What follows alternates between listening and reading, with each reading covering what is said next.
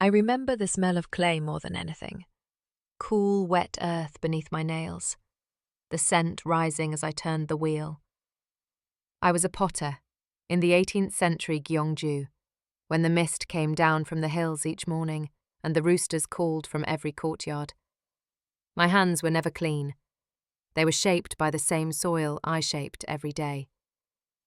The kiln behind my house smoked constantly, a dragon breathing from its stone throat.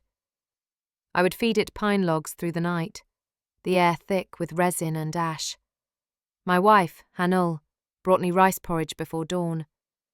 She moved quietly, her sleeves brushing the doorway as she came in. We hardly spoke then. We didn't need to.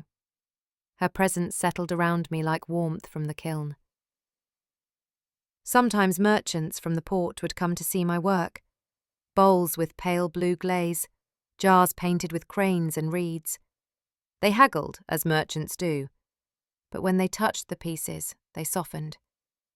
I liked that moment, when a man's greed paused to admire the curve of something made by hand. In summer, cicadas droned so loudly that the wheel seemed to hum along with them. Sweat ran into my eyes, streaking the clay. My son, barely old enough to lift a stick, would sit near the door and pat the earth, imitating me. His laughter rose above the sound of the wheel. I told myself he would not be a potter, that his hands would stay clean.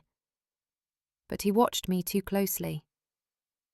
One winter evening, the fire burned hotter than I meant it to. The glaze cracked. The air turned sharp with smoke. I tried to open the flue, but the kiln's breath took mine instead.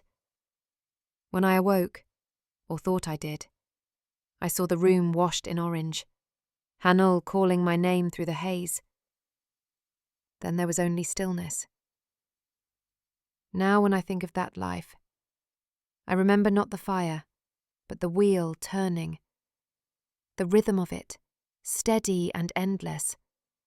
The world spun, and I followed.